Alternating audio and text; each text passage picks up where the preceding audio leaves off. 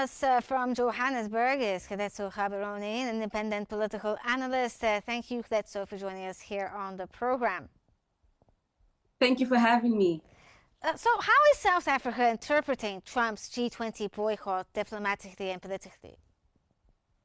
I'm very sorry. Could you please repeat your question again? Let me repeat your question. Let me repeat the question again. Now, how is South Africa interpreting Trump's G20 boycott, whether it be politically or diplomatically?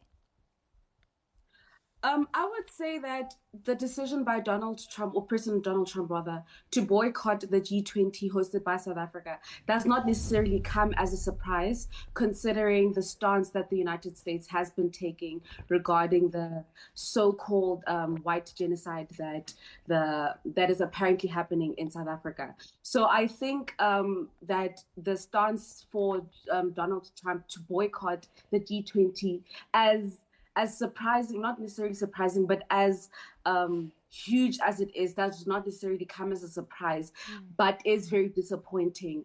That should not go unsaid.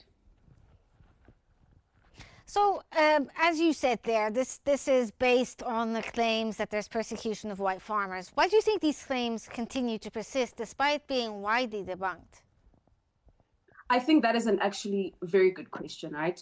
I think because there has been so many refutations and there's been so much proof to disprove the existence of this genocide, the fact that the United States still continues to act on these unclaimed and unproven intel is very concerning for such a global superpower.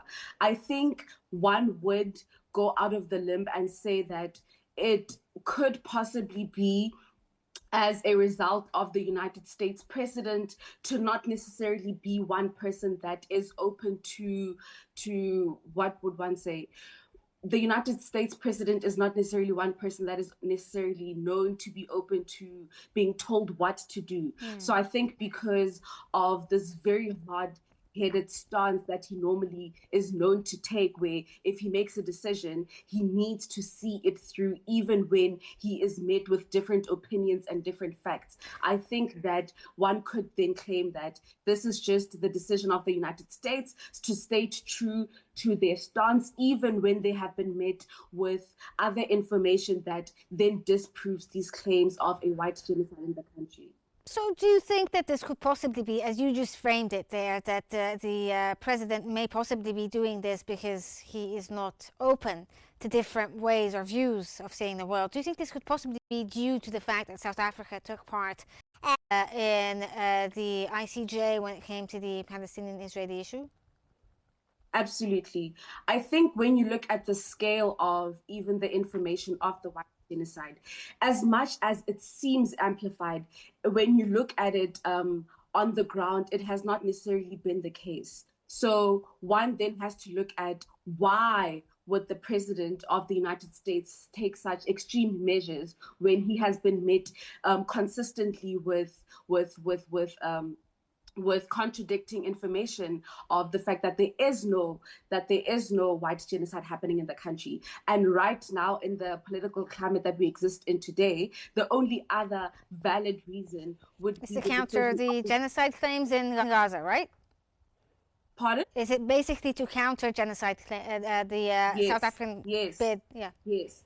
So when you look at the information that has been made by the United States president, the only other case or the only other limb that the state would have to act on would be the decision of South Africa to take Israel to the ICJ regarding the genocide in Gaza, in the Gaza region. So because there is necessarily not proof of the white genocide, the only other reason would be to get back to South Africa for taking Israel to the ICJ.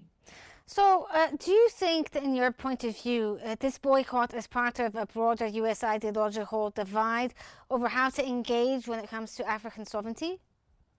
Yes, I would definitely say that. I think that is because of the way the global political landscape has been set out with the United States being this global hegemony and having this global superpowers. I think right now in the political climate where we see a multipolar system where a lot of other countries rather are rising as superpowers, and there's this unipolar system. I think that this idea of the United States not necessarily being the global superpower is not one that should be taken lightly. And when you look at it from the point of the United States, they wouldn't necessarily take it lightly. So I think that this idea of the world moving from a unipolar system to a multipolar system is definitely a reason that the United States. So would you say that BRICS also plays into this then?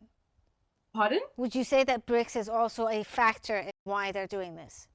I would. I think that the decision for South Africa, amongst all the other countries that have joined BRICS, to look at other avenues that do not necessarily involve the United States in the international system, is definitely a threat.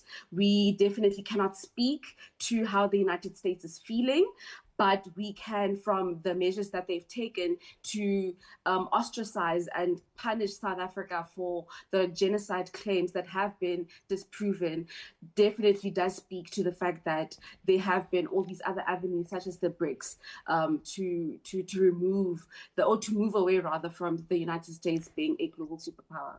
So how are South Africans actually reacting to what many see as an external racial narrative in South Africa imposed onto the country? I think that is actually a very important question, because it seems right now that a lot of what is being seen is on the news rather does not necessarily reflect what is actually happening on the ground. You're seeing a lot of these articles about the white genocide, but when you look on the actual ground where normal average South African citizens are living, you do not see this necessarily happening, right? You look at it, for example, right now with the United States government, having bought tickets for more Afrikaner refugees to join all the 49 refugees that had left earlier on, to join them in the United States. And the fact that not even half of those tickets were used because there is no Afrikaner genocide. So the consensus on the ground is that this is not the reality of people, because you would see that if it was the reality of white Afrikaners being ostracized and being killed for their race and their language, you would think that they would take this opportunity to leave this country. But that is not the case. They continue to stay here. As well as, for example, Elon Musk's father is also a white man in South Africa who still continues to live in South Africa because of this society that exists, that we exist in as South Africans, where people of different races can live freely. Yeah. Okay, thank you so much, Keletso Gaborone.